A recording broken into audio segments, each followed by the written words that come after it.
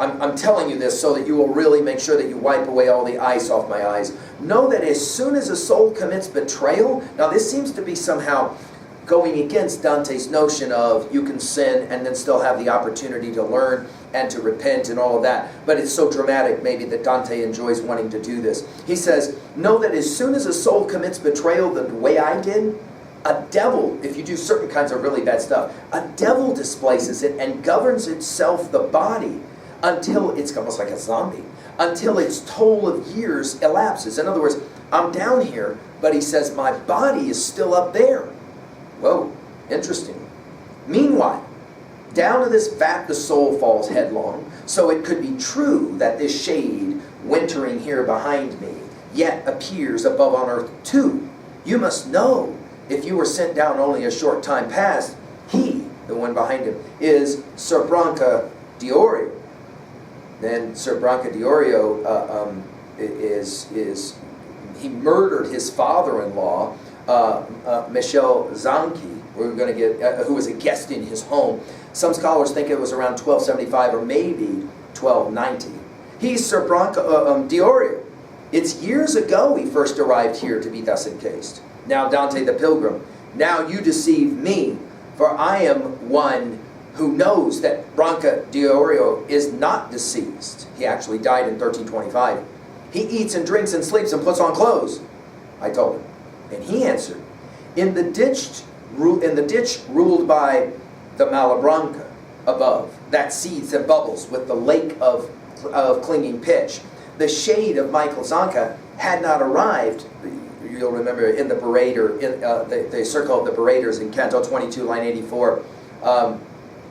Michael Zanchi had not arrived when this his killer had a devil encroach his body, as did his kinsmen when they contrived together to perform their treachery and take his place in it. In other words, there are people walking the streets up above that are possessed by demons, and this is actually where their soul is already. Now as I craved, reach out your hand and open my eyes for me. In other words, okay, I told you this really interesting thing. Now would you please wipe the ice off my eyes, please? Now interestingly, Dante says, I did not open them. For to be rude to such a one as him was courtesy. Very interesting. Notice the shift here that's beginning to occur. And now, Dante the poet. Oh, Gianese. We get the same thing where he's going off now on another Italian group. Ah, Gianese. To every accustomed good, strangers. With every corruption, amply crowned. Why hasn't the world expunged you as it should? Again, we hear this, right? I just wish all of you were exterminated. Whoa! For with Romania's worst spirit, I have found one of you already for deeds he was guilty of, bathed in Cocytus, in soul now underground, who in body still appears alive above, right? And he's talking again about Fra Albergino. Taking us now to Canto 34. And the last canto, there, of course, circle 9. This is Judica, named after Judas Iscariot. And we're now ready for the opening lines of Canto number 34. Now, we're going to get to Satan. And Satan is at the center of hell. And while it's been referenced all the way through our study, the references, especially from biblical text, I have not shared them because I knew that we were coming here.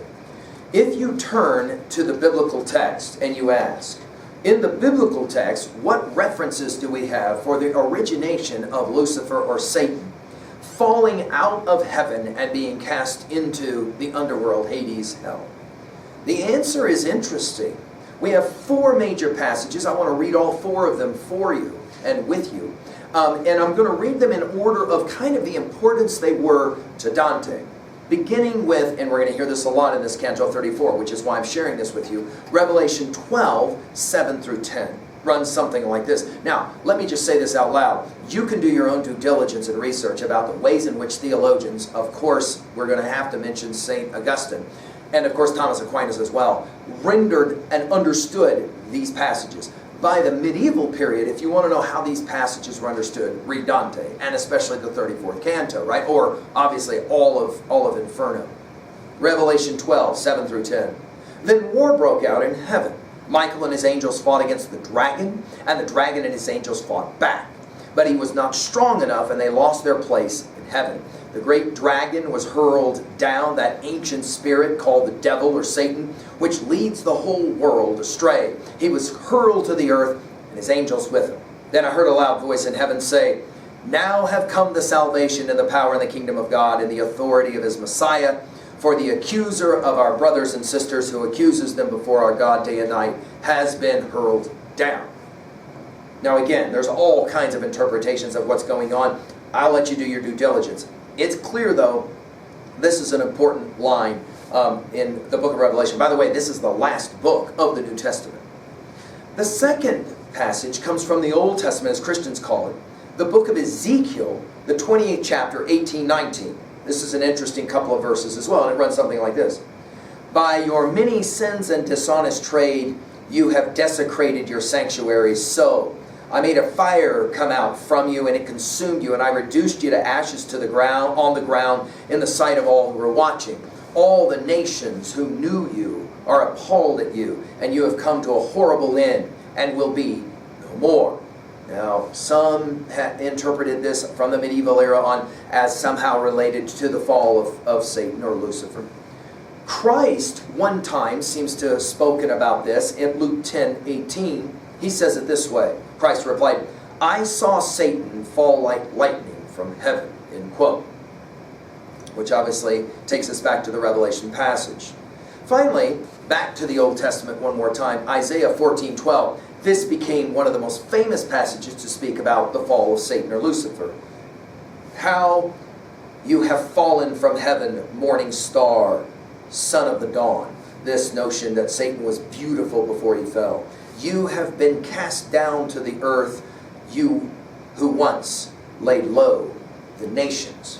Now, the way that this was interpreted then, again, was that there was a major battle, apparently, that happened in heaven, and Satan and his archangels were all thrown out of heaven.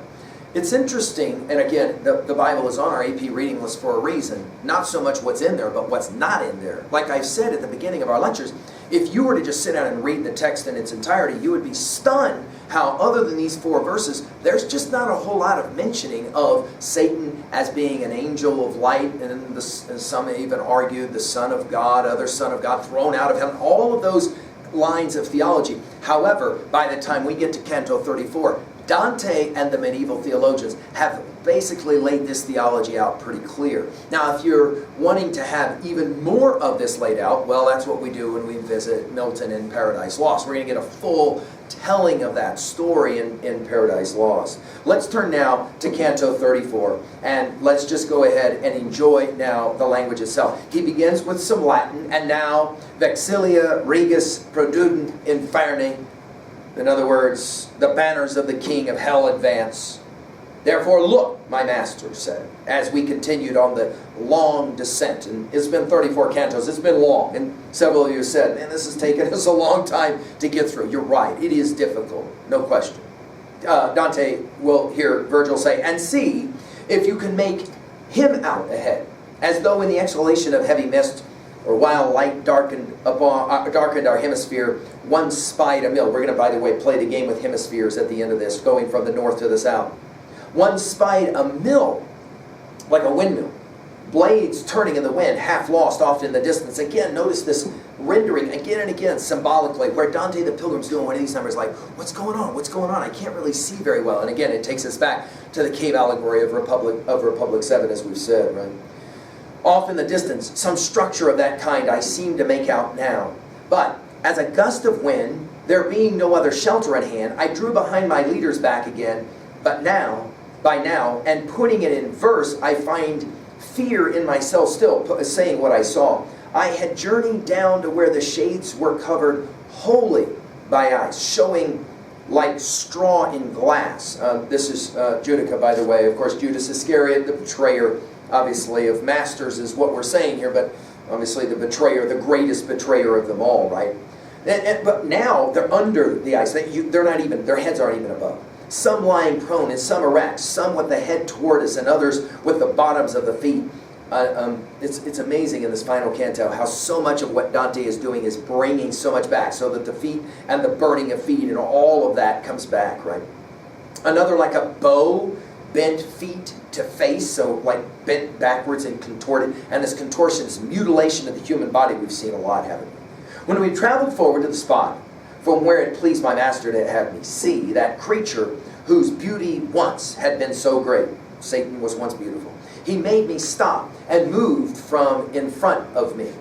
And now, look, here is Dis. We got different names for Satan: Lucifer, Beelzebub, Dis.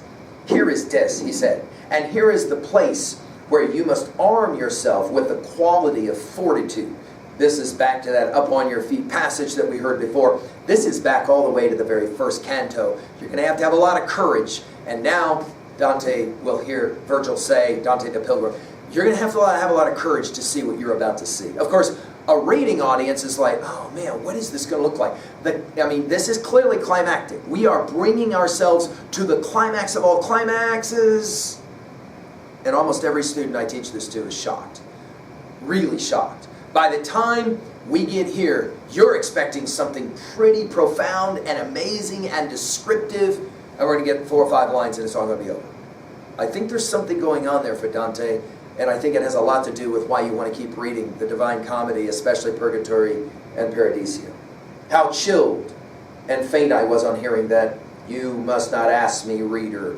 I do not write it. Words would not suffice. I neither died nor kept alive. Consider with your own wits what I, alike denuded of death and life, became as I heard my leader. In other words, it's almost like I became like one of the shades of hell itself when I realized I'm about to see Satan. I'm about to see Lucifer. I'm about to see the thing that I'm on this long journey to see. And then the emperor of the realm of grief protruded from mid-breast up above the surrounding ox. So here he is. A giant's height. We think about the giants from earlier. And mine would have provided closer comparison than would the size of his arm and a giant. Envision the whole that is proportionate to parts like these. The fact that envision is the word that's translated here, I think makes sense. In other words, Dante has been writing, Dante the poet, so you can see really well all the way through. What is it that we always say about our poetry? Show, don't tell. You're looking at some of the great poets as we're studying these great poems, right? Notice how Dante is able to do this. He's able to show. He challenges you. In your own mind's eye, imagine what it looks like. Satan. Notice that is proportionate to parts like these. If he was truly once as beautiful as he is ugly now, and raised his brows against his maker, very Promethean. We saw a number of these Promethean-like characters in Inferno, didn't we? Then all sorrow may well come out of him. The origination of all pain and sorrow is here. This is, of course, early on, the Theodicy question-answer. You want to know why terrible things happen in the world? We're looking at it right now. Of course, Milton will take it one step further when we study Paradise Lost. How great a marvel it was for me to see 3 faces on his head. Now we're going to have the 3 mouths. Let's put them in our notes quickly. The red mouth will be in the center. That's Judas Iscariot, obviously the betrayer of Christ in the church.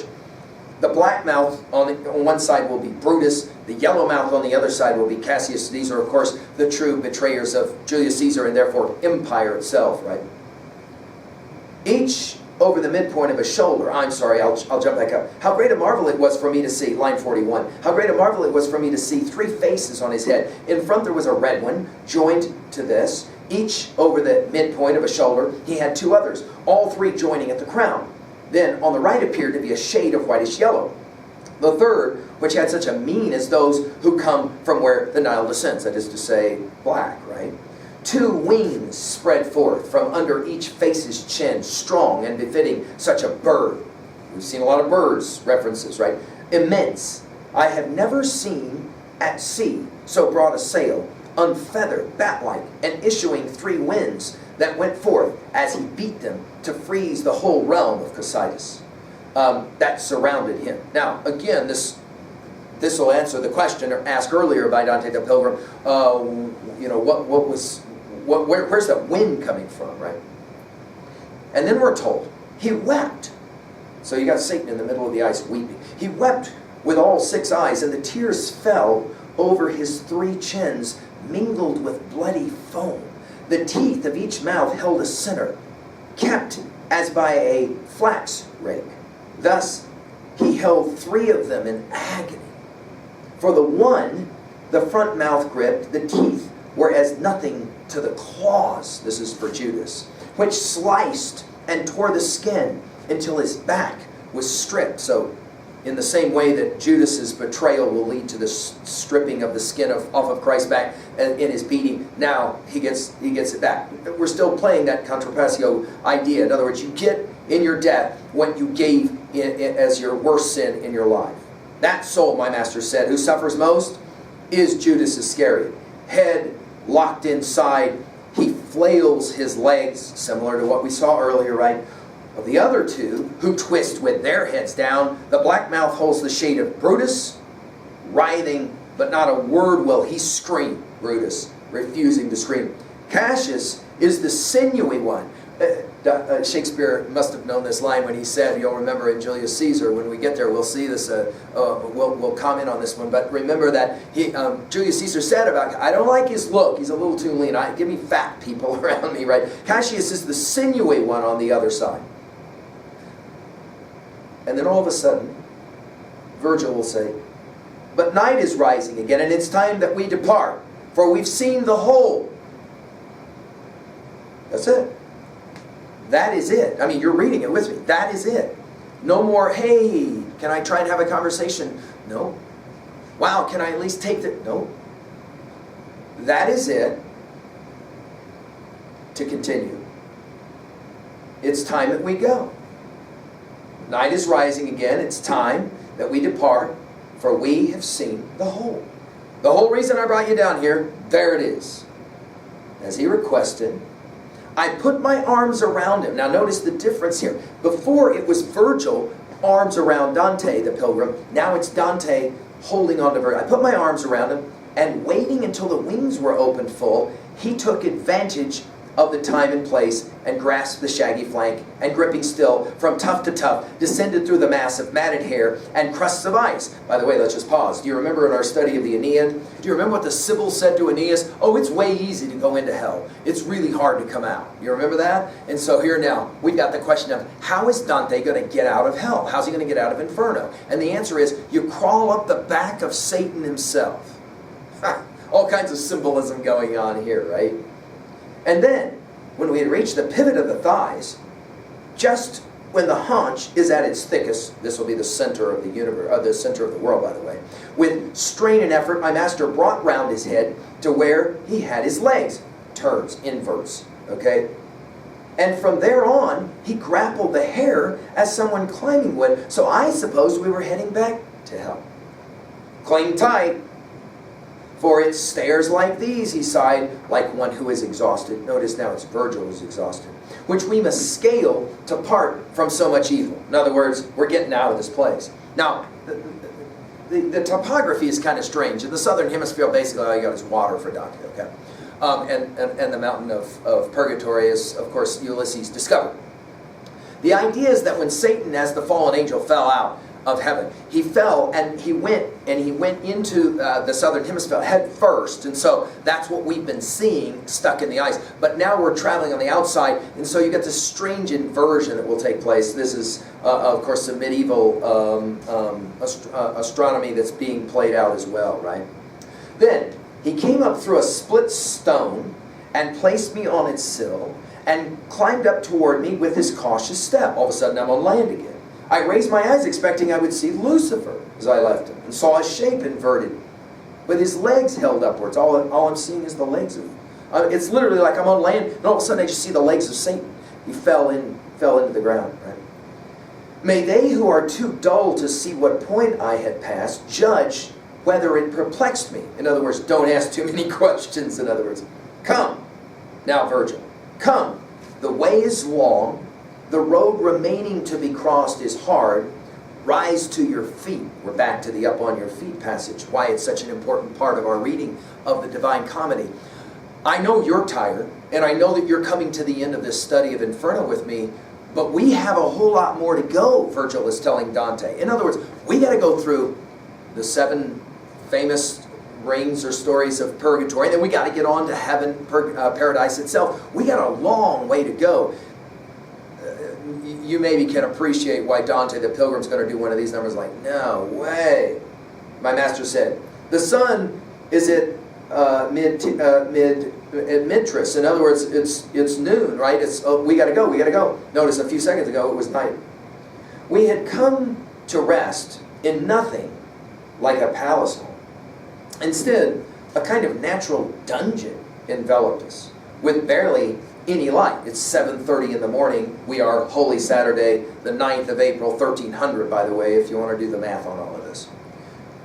Instead, a kind of natural dungeon enveloped us with barely any light, the floor ill-made. Before I free myself from the abyss, my master, I said, when I was on my feet, speak and dispel my error.